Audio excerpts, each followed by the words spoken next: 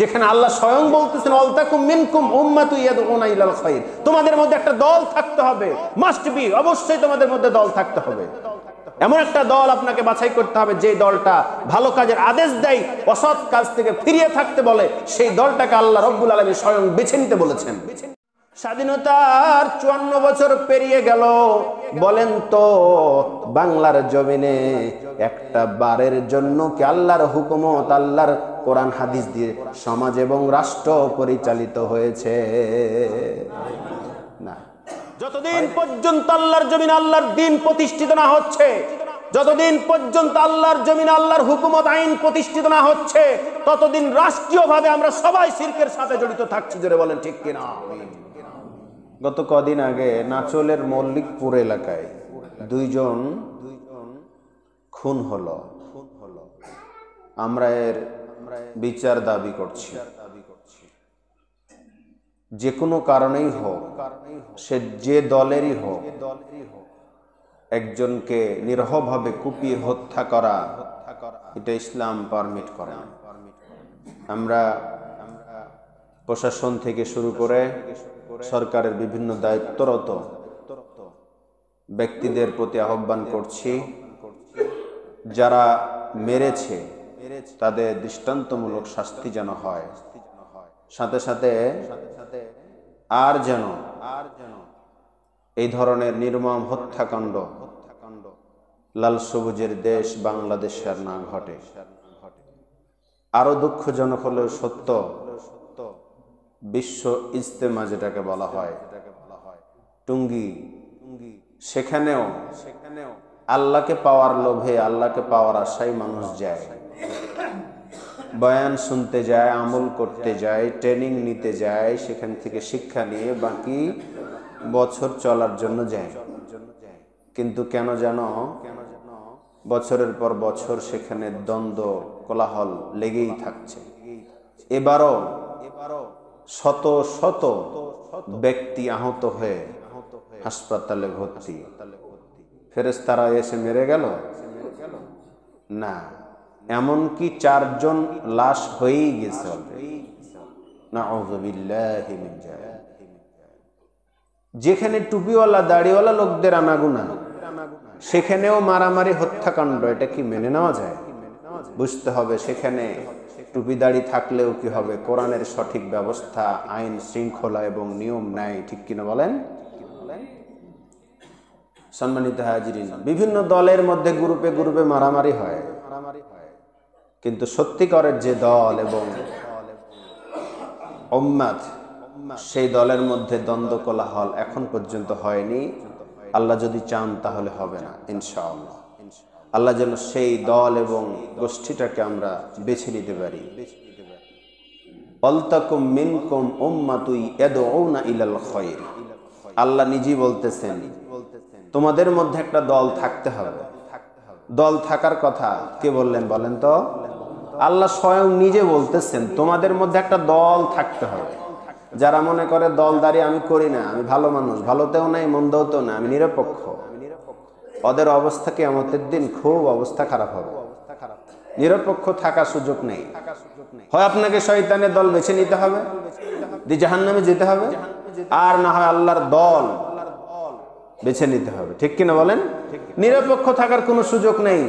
দলদারি করি না, ভালোতে নাই মন্দতে না, আমি কিছু নেই, কারো কাঁচা এলে আমি পা দিতে রাজি নই, এরকম যারা বলে বুঝতে হবে তারা হচ্ছে মুনাফিকের টাটকা মুনাফিক। কিসের দলদারি থাকবে না মিয়া?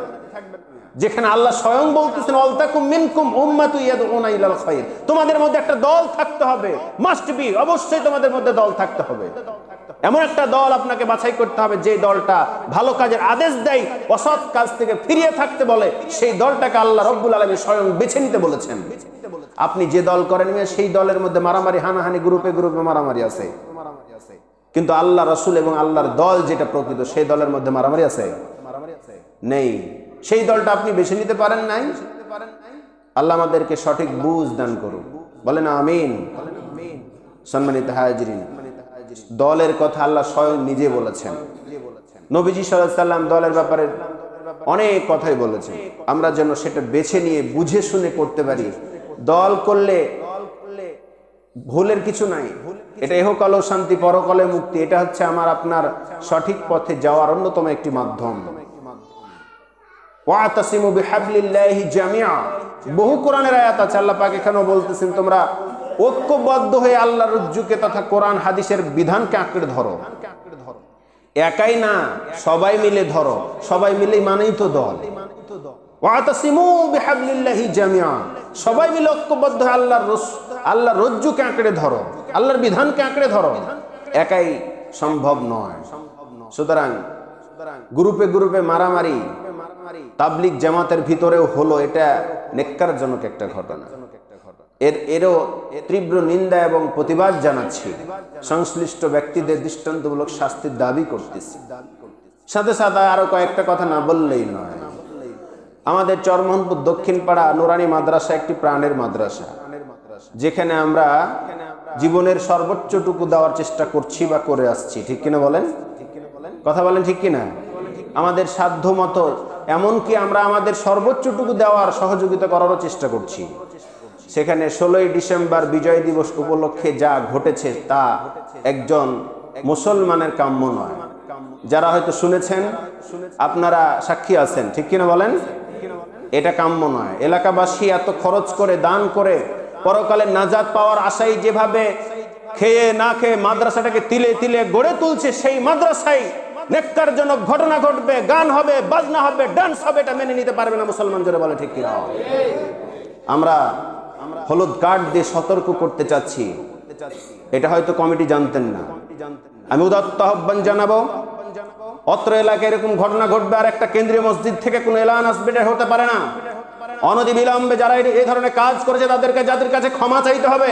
পাশাপাশি আর যেন এই ধরনের কর্মকাণ্ড মাদ্রাসায় না হয়, সে ধরনের জোরালো ব্যবস্থা গ্রহণ করতে হবে। যারা বলেন ঠিক কিনা? এটা স্কুল নয়, এটা সরকারি কোনো প্রতিষ্ঠান, এটা প্রাইভেট প্রতিষ্ঠান, এটা মানুষের টাকা, অর্থ, দুয়া, ভালোবাসা, ব্রেন, বুদ্ধি দিয়ে তৈরি হওয়া। এখানে যেমন তেমন ভাবে প্রতিষ্ঠান চলবে না, সম্পূর্ণ ইসলামী শরিয়া মোতাবেক চলতে হবে। জোরে বলেন ঠিক কিনা? এর হের ফের যদি হয়, তাহলে পারা আগামী দিন আপনাদের সহযোগিতা তো দূরে থাক, কোনো কিছুই পাবেন না। জোরে বলেন ঠিক কিনা? আমরা ইতিমধ্যে খবর নিয়েছি, যারা করেছেন তারা আত্মসমালোচনা করেছেন, তাদের আমরা ক্ষমাসুন্দর দৃষ্টিতে দেখব। মাদ্রাসায় ছাত্র দেওয়া থেকে শুরু করে সার্বিক সহযোগিতা আমরা করব।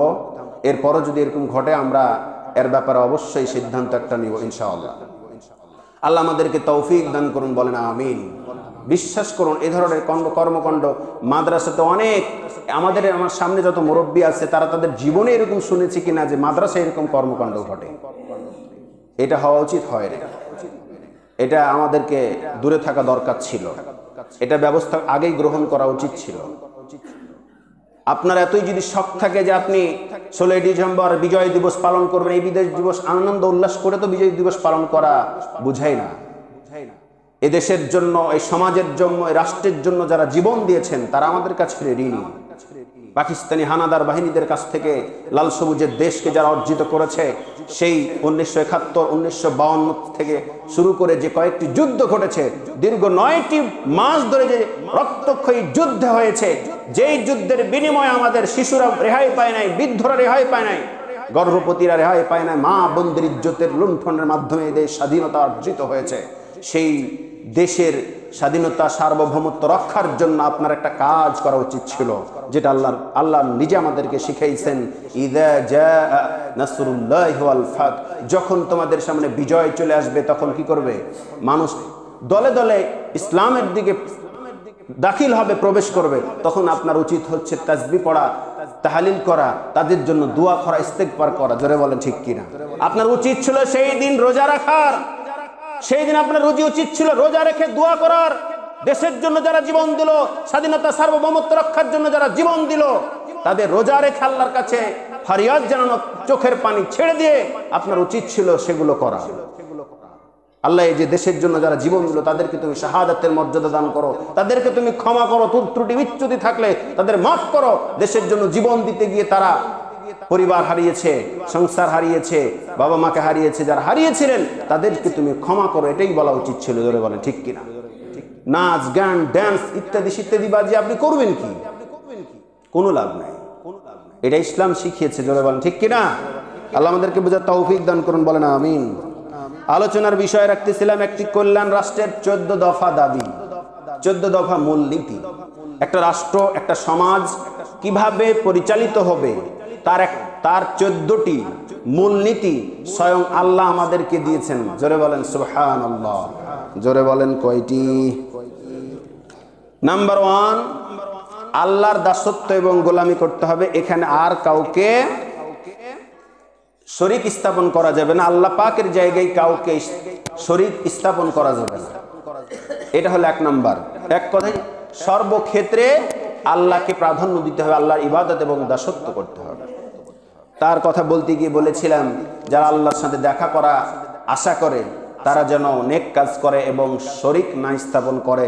আল্লাহ রাব্বুল আলামিন স্বয়ং তাদের সাথে সাক্ষাৎ ঘটাবেন। জোরে বলেন সুবহানাল্লাহ। সম্মানিত হাজিরিন, যদি কোনো ব্যক্তি শিরক করে, আল্লাহর জায়গায় কাউকে দেয়, তাহলে তার 3টে জিনিস ধ্বংস হয়ে যাবে। জোরে বলেন কয়টি? 1 নাম্বার, তার ঈমান ধ্বংস হয়ে যাবে, নষ্ট হয়ে যাবে। নাউজুবিল্লাহ বলেন। যারা আল্লাহ রাব্বুল আলামিনকে বাদ দিয়ে অন্য কাউকে শরীক স্থাপন করবে, স্থান দেবে, তাদের গুরুত্বপূর্ণ 3টা সম্পদ নষ্ট হয়ে যাবে। নাম্বার 1, তাদের ঈমান নামক সম্পদটা নষ্ট হয়ে যাবে। 2 নাম্বার, তার যত নেক কাজ, নেক আমলগুলো ছিল, ভালো আমলগুলো ছিল, সকল আমলগুলো বরবাদ হয়ে যাবে। জোরে কন্না নাউজুবিল্লাহ। 3 নম্বরে, আল্লাহর জান্নাত তার জন্য হারাম হয়ে যাবে। জোরে বলেন নাউজুবিল্লাহ।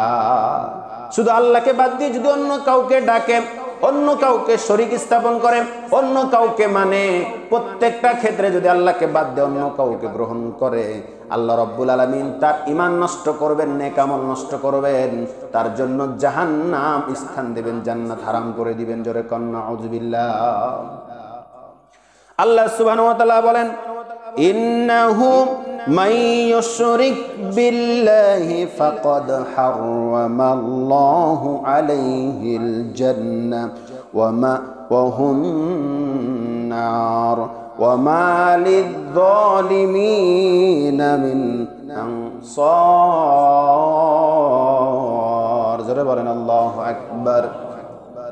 যে 3টি সম্পদ নষ্ট হয়ে যাবে, সেই 3টি সম্পদ নষ্ট হয়ে যাওয়ার দলিলটা এটাই। সূরা মাইদার 72 নম্বর আয়াত আল্লাহ বলছেন, যে ব্যক্তি আল্লাহর সাথে শিরক স্থাপন করবে, জান্নাত তার জন্য হারাম হয়ে যাবে।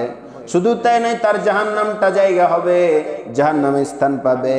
এই ধরনের জালিমদের কোনো সাহায্যকারী থাকবে না। জোরে বলেন নাউজুবিল্লাহ। ইন্না শিরকা লাযুলমুন আযীম। নিঃসন্দেহে শিরক মস্ত বড় জুলুম, পাপ।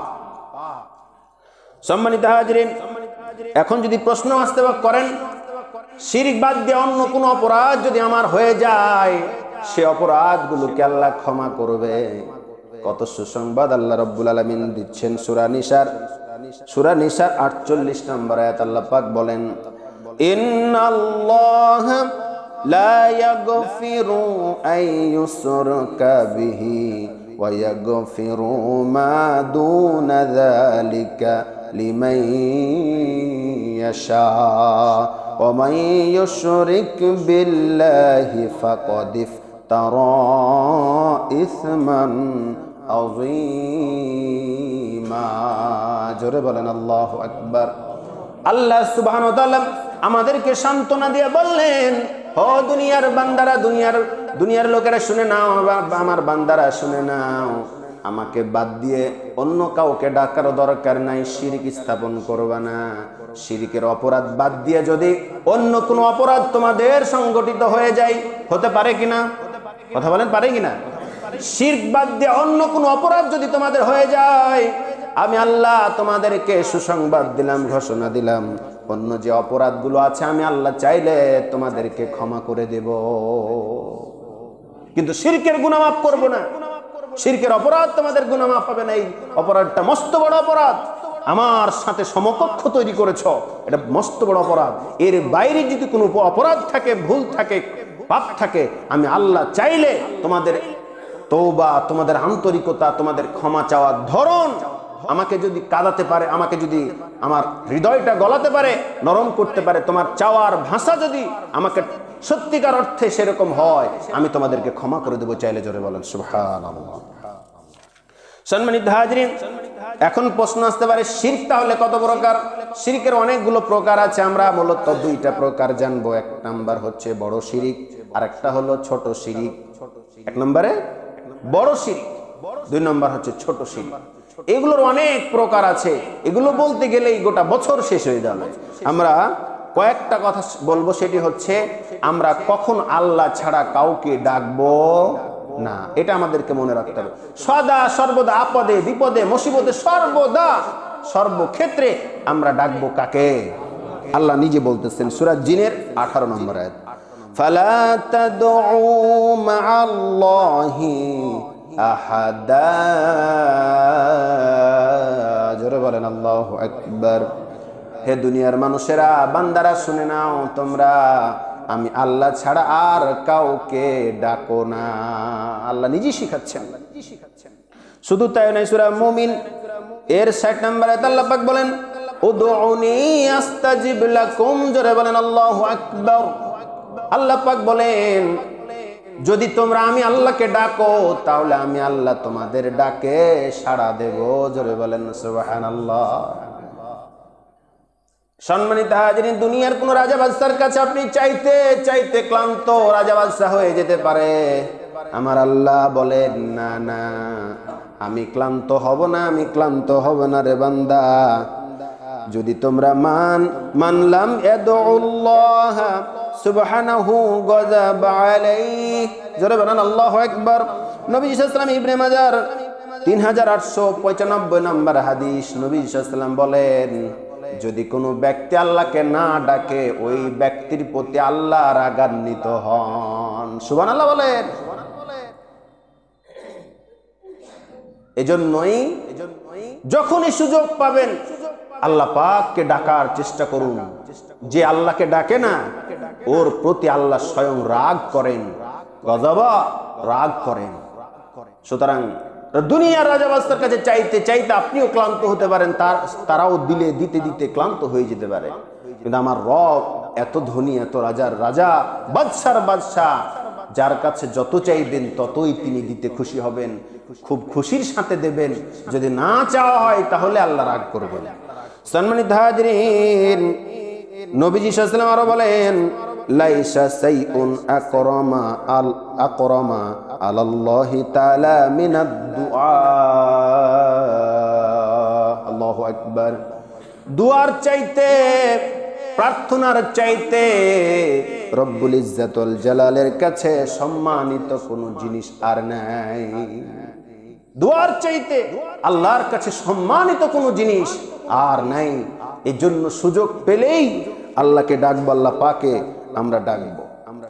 এরপরে বড় শিরকের মধ্যে অন্যতম একটি শিরক হলো আল্লাহর জমিনে আল্লাহর হুকুমত ছাড়া অন্য কোনো হুকুমত প্রতিষ্ঠিত হওয়া, অন্য কোনো ব্যক্তির মতাদর্শ, ব্যক্তি কিংবা গোষ্ঠীর আদর্শে দেশ সমাজ পরিচালনা করা, এটাও অনেক বড় শিরকের মধ্যে একটি অন্যতম। জোরে কন্যা আউযুবিল্লাহ। আমি আপনাদের কাছে প্রশ্ন রাখতে চাই, রাগ করবেন না। স্বাধীনতার 54 বছর পেরিয়ে গেল, বলেন তো বাংলার জমিনে একটা বারের জন্য কি আল্লাহর হুকুমত, আল্লাহর কোরআন হাদিস দিয়ে সমাজ এবং রাষ্ট্র পরিচালিত হয়েছে? না, হয় নাই। তার মানে আমি আপনি সবাই শিরকের সাথে জড়িত আছি না নাই? কথা বলেন না, আছে না নাই? এটা স্বীকার করতে আমাদের দ্বিমত হওয়ার কিচ্ছু নাই। যতদিন পর্যন্ত আল্লাহর জমিনে আল্লাহর দ্বীন প্রতিষ্ঠিত না হচ্ছে, যতদিন পর্যন্ত আল্লাহর জমিনে আল্লাহর হুকুমত আইন প্রতিষ্ঠিত না হচ্ছে, ততদিন রাষ্ট্রীয়ভাবে আমরা সবাই শিরকের সাথে জড়িত থাকছি। জোরে বলেন ঠিক কিনা? এই শিরক তখনই বন্ধ হবে যখন আমি আপনি সামাজিকভাবে, রাষ্ট্রীয়ভাবে আল্লাহর হুকুমত, কোরআন এবং সুন্নাহ ভিত্তিক সমাজ রাষ্ট্র পরিচালনা হবে। তখনই আমরা এই রাষ্ট্রীয় বড় শিরক, আল্লাহর সাথে স্বয়ং শিরক হয়ে যাচ্ছে, এই শিরক আমরা দূরে থাকতে পারবো। আল্লাহ যেন আমাদেরকে শিরক মুক্ত সমাজ এবং রাষ্ট্র যেন আমাদেরকে দান করেন। জোরে বলেন আমিন। অনেকগুলো বড় শিরক আছে, তার মধ্যে আমি কয়েকটা বললাম। সম্মানিত হাজিরিন, এভাবে শিরকের অনেকগুলো প্রকারভেদ রয়েছে। ছোট শিরক অনেকগুলো আছে। আমরা অনেক সময় সুতা পরি, কিছু হলেই সুতা পরি, তাবিজ পরি, রিং পরি, ইত্যাদি ইত্যাদি করে নিয়তের অনেক সময় শিরক হয়ে যায়। এগুলো থেকে আমাদেরকে বেঁচে থাকতে হবে, এটাও কিন্তু ছোট শিরকের মধ্যে পড়ে। এজন্য কল্যাণ রাষ্ট্রের 14 দফা মূলনীতির প্রথম নম্বর হচ্ছে আল্লাহর সাথে কাউকে শরীক স্থাপন করা যাবে না। সর্বক্ষেত্রে আল্লাহ রব্বুল আলামিনের ইবাদত, বন্দেগী, দাসত্ব, গোলামি করার দরকার আছে না নাই? এটা হলো 1 নম্বর। 2 নম্বর, কল্যাণ রাষ্ট্র গঠনের জন্য 14 দফার 2 নম্বর নির্দেশনা আল্লাহ পাক দিচ্ছেন, ওয়াবিল ওয়ালিদাইনি ইহসানা। জোরে বলেন আল্লাহু আকবার। আল্লাহ রাব্বুল আলামিন বলেন, হে দুনিয়ার মানুষেরা, তুমি তোমার পিতামাতার সঙ্গে ভালো ব্যবহার করবে, সৎ ব্যবহার করবে। এটা হলো 2 নম্বর নির্দেশনা। সুবহানাল্লাহ বলেন। ইম্মা ইয়াবলুগান্না ইনদাকাল কিবারা আহাদুহুমা আও কিলাহুমা ফালা তাকুল লাহুমা উফফি ওয়ালা তানহারহুমা। এখানে 6টা নির্দেশ দিয়েছেন। পিতামাতার সঙ্গে যে কাজগুলো আমাদের করতে হবে সন্তান হিসাবে, সেই সন্তান হিসাবে আল্লাহ নিজে শিখাচ্ছেন 6টা নির্দেশনা। জোরে বলেন কয়টি? কল্যাণ রাষ্ট্রের 14টা দফার মধ্যে 1 নম্বর আল্লাহর সাথে শিরক না করা, 2 নম্বর পিতামাতার সঙ্গে ভালো ব্যবহার করা, সৎ ব্যবহার করা। এই পিতামাতার সঙ্গে ভালো ব্যবহার কিভাবে করব, কিংবা কিভাবে কথা বলবো, কিভাবে চলবো ফিরবো, তার 6টা নির্দেশ আল্লাহ দিয়েছেন। সুবহানাল্লাহ বলেন। এটা হচ্ছে পিতামাতার সাথে রিলেটেড। 14টা তো আলাদাই রয়েছে। এই 6টা হলো পিতামাতার সঙ্গে সন্তান হিসাবে করতে হবে। 1 নম্বর যেটা, সেটা হলো ওয়াবিল ওয়ালিদাইনি ইহসানা। তাদের সাথে সৎ ব্যবহার করতে হবে, ভালো ব্যবহার করতে হবে। এমন কুলাঙ্গার সন্তান আমাদের জমিনে আছে, আল্লাহর জমিনে আছে, সমাজে আছে, যেই সন্তান পিতামাতাকে আজ পর্যন্ত ভালো করে দেখে না, আছে না নাই? অনেক সন্তান আছে তার পিতামাতাকে রেখে এসেছে বৃদ্ধাশ্রমে, আছে না নাই? ভালো ব্যবহার তো দূরে থাক, এমন ব্যবহার করে যেই ব্যবহার পেয়ে পিতামাতা কষ্ট পায়, আছে না নাই? আল্লাহ প্রথম নির্দেশ দিলেন পিতামাতার সঙ্গে ভালো ব্যবহার করতে হবে, সৎ ব্যবহার করতে হবে। 2 নম্বর নির্দেশনা হলো ফালা তাকুল্লাহুমা উফফি। আল্লাহ পাক বলছেন, পিতামাতার সেবা যত্ন করতে গিয়ে, হে দুনিয়ার সন্তানেরা শুনো, যুবকেরা শুনো, বৃদ্ধরা শুনেন, কিশোরেরা শুনেন, ভালো করে শুনেন।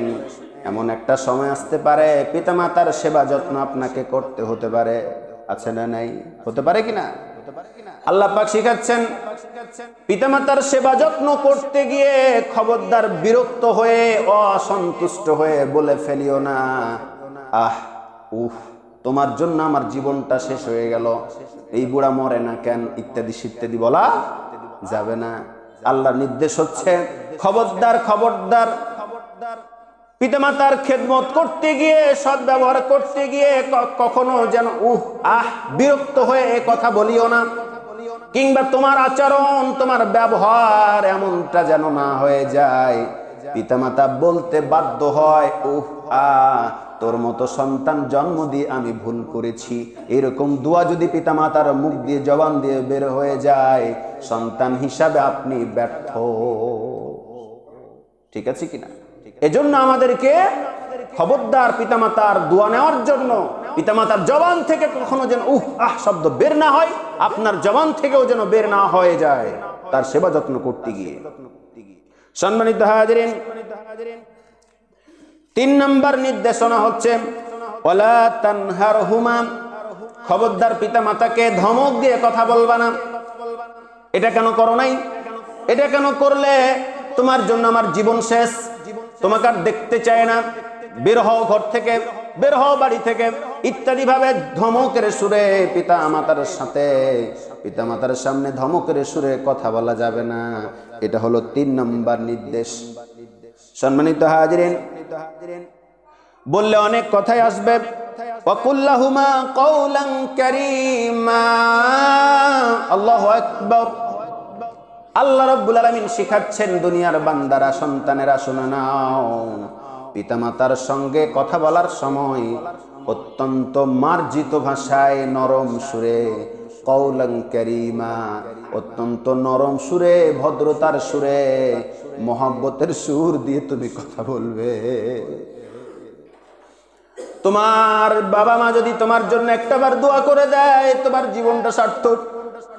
তোমার ব্যবসা, তোমার বাণিজ্য, তোমার ক্ষেত খামার, তোমার প্রবাসী জীবন, তোমার স্বদেশী জীবন, প্রত্যেকটা জীবন তোমার সফল হবে যদি একটাবার বাবা মার সঙ্গে খারাপ আচরণ করো। তোমার সবকিছু শেষ হয়ে যাবে।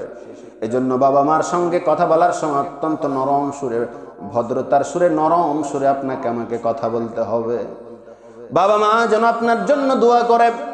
সম্মানিত হাজিরিন, বাইজিদ বুস্তামি নামক একজন শিশু বাচ্চা, বললে অনেক কথাই বলা যাবে, শুধু একটাবার আপনাদেরকে একটু স্মরণ করিয়ে দিই। বাইজিদ বুস্তামি, তার মা অসুস্থ, ঘুমায় আছেন বিছানায়। বললেন, বাবা রে, আমার অত্যন্ত পিপাসা লেগেছে রে বাবা, কোথাও যদি পানি পাও একটাবার আমার জন্য পানি নিয়ে আসো।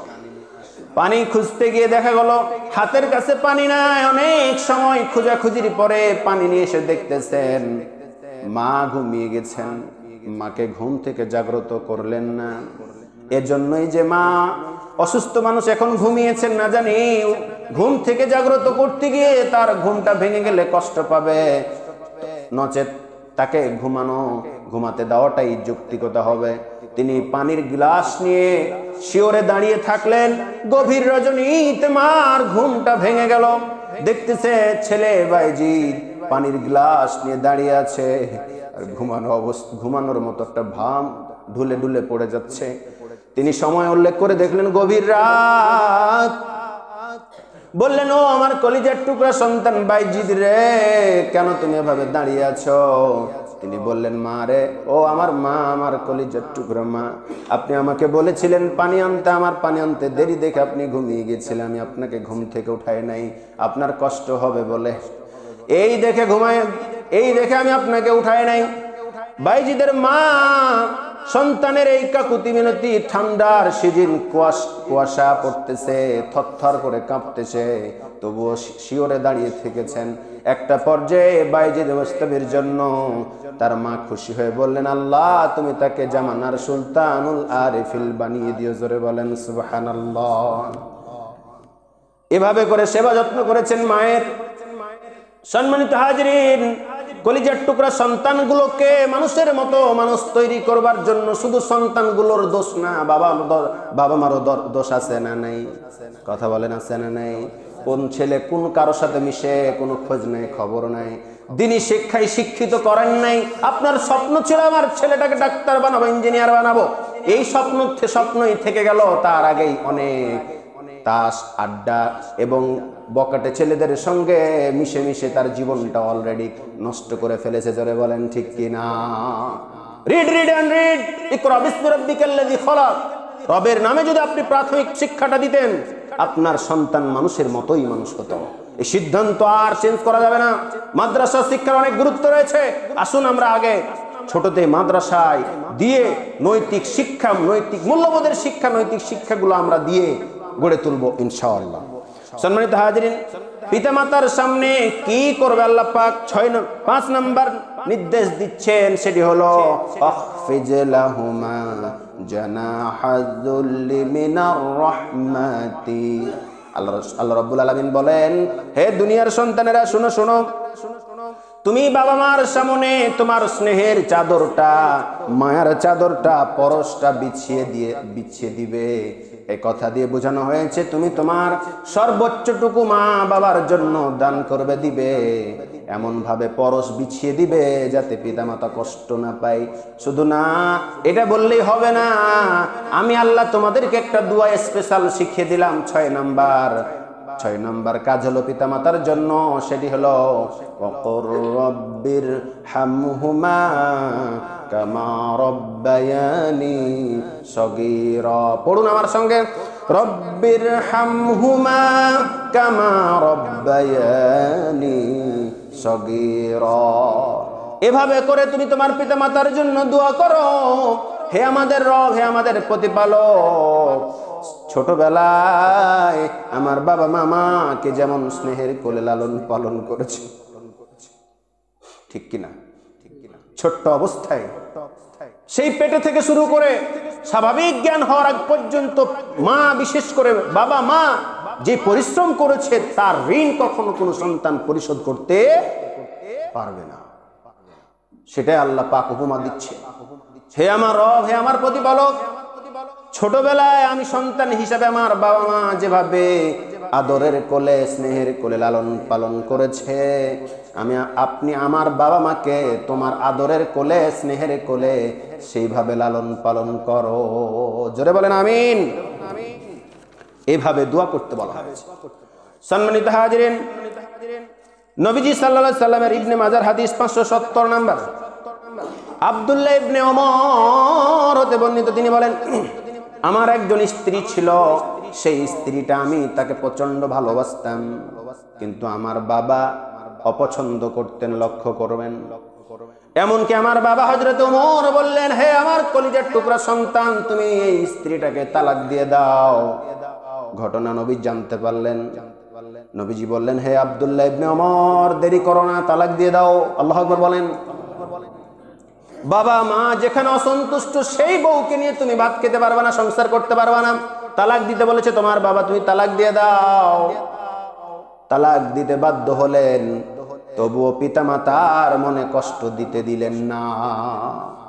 এমন কুলাঙ্গার সন্তান আছে, বউয়ের কথা শুনে মা বাবাকে ঘর থেকে বের করে দেয়া আছে না নাই? একটু পরে বলতেছি, শুধু তাই নাই, নবীজি সাল্লাল্লাহু আলাইহি সাল্লামের হাদিস, কোন সন্তান যদি পিতামাতার চেহারার সামনে মায়ার দৃষ্টি দিয়ে, দয়ার দৃষ্টি দিয়ে একটা বার তাকায়, একটা কবুল হওয়া হজের সব ওই সন্তানের আমল নামায় আল্লাহ রব্বুল আলামিন লিখে দিবেন। আওয়াজ দিয়ে বলেন সুবহানাল্লাহ। পিতামাতার মর্যাদা আছে না নাই? একজন সাহাবী প্রশ্ন করলেন, ইয়া রাসূলুল্লাহ, আমি আমার মায়ের সামনে যদি 100 বার চেহারাটার দিকে যদি মায়ার দৃষ্টিতে তাকাই, নবীজি সাল্লাল্লাহু আলাইহি সাল্লাম বললেন, যদি কোনো সন্তান পিতামাতার চেহারার দিকে মায়া ভরা দৃষ্টিতে তাকায়, 100 বার যদি তাকায়, 100টা কবুল হওয়া হজের সব আল্লাহ তার আমল নামায় লিখে দিবেন। আওয়াজ দিয়ে বলেন সুবহানাল্লাহ। পিতামাতার অবাধ্য হলে জাহান্নাম, জান্নাত তার জন্য হারাম। স্বয়ং আল্লাহর ক্ষমা ওই সন্তান পাবে না যদি পিতামাতাকে অবাধ্য হয়। অনেকগুলো কবিরা গুনার মধ্যে পিতামাতার সঙ্গে দুর্ব্যবহার করা একটা কবিরা গুনাহ। হাদিসে এসেছে, আল ইসরাকা বিল্লাহ ওয়া উকুকুল ওয়ালিদাইন, আল্লাহর সাথে শরীক করা, পিতামাতার অবাধ্য হওয়া এক কবিরা গুনাহগুলোর মধ্যে অন্যতম। সম্মানিত হাজিরিন, সময় শেষের পথে, আল্লাহ রাসূল সাল্লাল্লাহু আলাইহি সাল্লামের একজন সাহাবী, যার নাম হলো আলকামা, কি নাম? আলকামা নামক একজন সাহাবী মৃত্যুর শয্যায়। সাহাবীদেরকে নবীজি নির্দেশ দিলেন, ওগো নবীর সাহাবীরা, ওগো নবীর সাহাবীরা, আলকামা মৃত্যুর শয্যায় সজ্জিত, তার পাশে কালিমা পড়ো, যাতে সে কালিমাটা সহজে পড়তে পারে। কালিমা পড়ো, তাকে একটু সহযোগিতা করো। নবীর সাহাবীরা জোরে জোরে কালিমা পড়ে, কিন্তু আলকামার মুখ নড়ে না, কালিমা বের হচ্ছে না। নবীজি সাল্লাল্লাহু আলাইহি সাল্লাম খবর পেয়ে বললেন, কি ব্যাপার, আমার সাহাবী হওয়ার পরেও কালিমা পড়তে পারছে না, অথচ মৃত্যুর শয্যায়, কিছুক্ষণের মধ্যেই সে মারা যাবে। কালেমা যদি পড়তে না পারে, ঠিকানা জাহান্নাম, আছে না নেই? সুতরাং কি ব্যাপার, কেন পারছে না? নবীজি স্বয়ং বললেন, ও সাহাবীরা, তার মাকে ডাকো, তার মার কাছে খবর পাঠাও যে তাড়াতাড়ি ডাকতেছে। আলকামার মা ডাকা হলো, ও আম্মা জান, আলকামার মা, নবীজি সাল্লাল্লাহু আলাইহি সাল্লাম আপনাকে সালাম দিয়েছে। নবীজি সাল্লাল্লাহু আলাইহি সাল্লামের কথা শুনে দ্রুত গতিতে নবীজির দরবারে এসে হাজির। ইয়া রাসূলুল্লাহ, হাবিবাল্লাহ, কি খবর, কি বলতেছিলেন বলেন। নবীজি সাল্লাল্লাহু আলাইহি ওয়াসাল্লাম বললেন, হে আলকামার মা, আলকামা মৃত্যুর শয্যায়, কালেমা পড়তে পারছে না, এই ব্যাপারে আপনি কিছু জানেন কিনা? বললেন, ইয়া রাসূলুল্লাহ, হাবিবাল্লাহ, কি বলবো দুঃখের কথা, বেশ কিছুদিন থেকে বউয়ের গোলাম আমার কথা শুনে না। আছে না নাই? আজকে যারা এরকম যুবক তরুণ বিবাহিত জীবন পার করছেন, বাবা মাকে দেখেন নাই, আপনার জন্য এই ঘটনাটা খুবই জরুরি আছে। সারাটা জীবন বউয়ের কথা শুনেছে, আমি মাকে মা হিসেবে গ্রহণ করে নাই, সারাটা জীবন আমার সঙ্গে দুর্ব্যবহার করেছে, সন্তান হিসেবে আমি মা হিসেবে সন্তান, ওই আমার সন্তান, আমি তার প্রতি রাজি এবং খুশি নয়। কথা শোনার সঙ্গে সঙ্গে নবীজি সাল্লাল্লাহু আলাইহি ওয়াসাল্লাম নির্দেশ দিলেন, ওগো নবীর সাহাবীরা, কাঠখড়ি নিয়ে আসো, তাকে জীবন্ত পুড়িয়ে ছাই বানাবো। আল্লাহু আকবার বলেন। যেই ব্যক্তি বাবা মার সাথে ভালো ব্যবহার করে না, তাকে জীবিত রেখে লাভ নাই, পুড়িয়ে ছাই করে দিব। কারণ মৃত্যুর পরে সারাটা জীবন জাহান্নামে জ্বলবে। সুতরাং জাহান্নামে জ্বলার আগে আমি তাকে কাঠখড়ি দিয়ে পুড়িয়ে দিতে চাই। নবীজি সাল্লাল্লাহু আলাইহি ওয়াসাল্লাম স্বয়ং সাহাবীরা কাঠখড়ি নিয়ে আসা হলো। কাঠখড়ি জোগাড় করে জীবন্ত ব্যক্তি আলকামাকে এখন জ্বালিয়ে দেওয়া হবে। দূর থেকে মা ডুকরে ডুকরে কাঁদতেছেন আর বলতেছেন, ইয়া রাসূলুল্লাহ, হাবিবাল্লাহ, যত কষ্ট আমি মাকে দিয়েছে সব কষ্ট আমি তাকে মুছে দিলাম, তাকে মাফ করে দিলাম। যখন মা ক্ষমা করে দিয়েছে, সঙ্গে সঙ্গে আলকামার জবান থেকে বের হয়ে গেল, লা ইলাহা ইল্লাল্লাহু মুহাম্মাদুর রাসূলুল্লাহ সাল্লাল্লাহু আলাইহি ওয়াসাল্লাম। সম্মানিত হাজিরিন, কল্যাণ রাষ্ট্র গঠনের জন্য 14 দফা মূলনীতির 2 নম্বর হচ্ছে পিতামাতার সঙ্গে ভালো ব্যবহার করতে হবে, সৎ ব্যবহার করতে হবে। আজ যারা পিতামাতাকে অন্যায়ভাবে কথা বলে রেখেছেন, আপনার আচরণে মা বাবা কষ্ট পেয়ে আছে, বাসায় গিয়েই তওবা করে বাবা মার পা হাত ধরে পড়ে যান, বলেন, মা কিংবা বাবা, অনেক অন্যায় করেছি। সম্পদ কিসের সম্পদ, কিসের গাড়ি, কিসের বাড়ি, কিসের জন্য আপনি তাদের সাথে দুর্ব্যবহার করেছেন, সবগুলো ভুলে যান, বাবা মার পা ধরে পড়ে যান, ক্ষমা চান, যেন বাবা মা ক্ষমা করে দেয়। বিশ্বাস করুন, বাবা মার ক্ষমা যদি না পাই, তাহলে পারে আপনার জীবন সফল হবে না। এখন একটা কথা থেকেই যায়, এখনকার জামানায় কোনো মা বাবা যদি বলে সন্তান হিসাবে তুমি তোমার বউকে তালাক দাও, এখন দেওয়ার ক্ষেত্রে একটু মতানক্য রয়েছে। কারণ অনেক বাবা মা আছে শরীয়তের অনেক বিধান জানে না। সুতরাং ওই বাবা মাকে যথেষ্ট বুঝাতে হবে এবং সংসার করতে হবে। এমনটা যদি হয়েই যায়, বাবা মার সিদ্ধান্তটা সঠিক এবং শরিয়া মোতাবেক, তাহলে আপনার সেই স্ত্রীকে তালাক দিতে পারবেন, এটা শরীয়ত আছে। কিন্তু আগেই তালাক দেওয়া যাবে না, এটা আপনাকে বুঝাতে হবে বাবা মাকে। আল্লাহ যেন বাবা মা সন্তান সন্ততি পরিবার পরিজন সবাইকে নিয়ে সুখী সংসার গঠনের মাধ্যমে পরকালীন সুখ শান্তি এবং সমৃদ্ধি পেয়ে যায়। আল্লাহ যেন কবুল করেন, বলেন আমিন। আগামী দিন 3য় দফার বাকি আলোচনাগুলো, বাকি যে আলোচনা আছে সেগুলো বলার নিয়ত করে আজকের মতো কথা এখানে শেষ করছি।